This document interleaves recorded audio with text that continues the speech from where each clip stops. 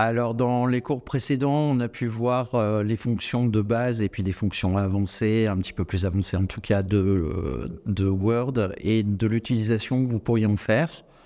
Dans ce cours, on va aller un petit peu plus loin et nous allons aborder un aspect de travail collaboratif et de protection des documents, protection des données. Pourquoi ce cours ? Tout simplement parce que de plus en plus dans les entreprises, l'utilisation des outils bureautiques se fait de manière collaborative et bien évidemment Internet ainsi que les réseaux internes ou externes à l'entreprise permettent et favorisent en tout cas largement le partage de documents.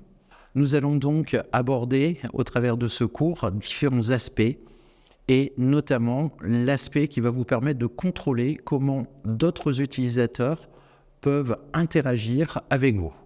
Donc c'est ce qui va vous permettre d'imposer en tout cas aux documents des restrictions d'édition à ce que l'utilisateur ou des collaborateurs n'aient une utilisation que de lecteurs, de commentateurs ou bien d'éditeurs de ce document.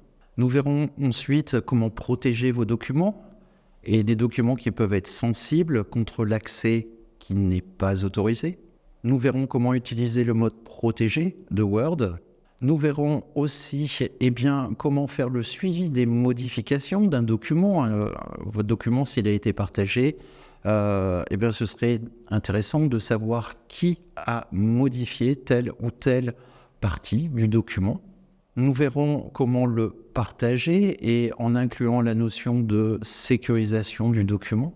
Votre document, il a été protégé. Vous avez donc pu identifier les restrictions que vous allez accorder aux utilisateurs. Maintenant, il est temps de partager ce document et surtout de le coéditer. Et comment il va être coédité, c'est-à-dire le travail purement collaboratif de plusieurs utilisateurs sur le même document. Nous verrons ensuite une fonctionnalité qui est tout à fait intéressante et qui va permettre de comparer des documents, ce qui va permettre de voir les différences qu'il peut y avoir entre deux documents, un qui a été modifié, le document, par exemple le document de base, afin de revenir sur un historique. Nous verrons ensuite comment comparer des documents, ce qui va vous permettre d'identifier rapidement des différences qu'il peut y avoir sur le même document, mais dont l'un a été modifié par rapport à un autre. Puis enfin, nous verrons comment sauvegarder ce type de document et comme nous l'avons abordé déjà dans un précédent cours, en tout cas, de pouvoir sauvegarder le document ou l'exporter au format PDF. Vous allez pouvoir, à l'issue de ce cours, évaluer vos connaissances au travers d'AQCM.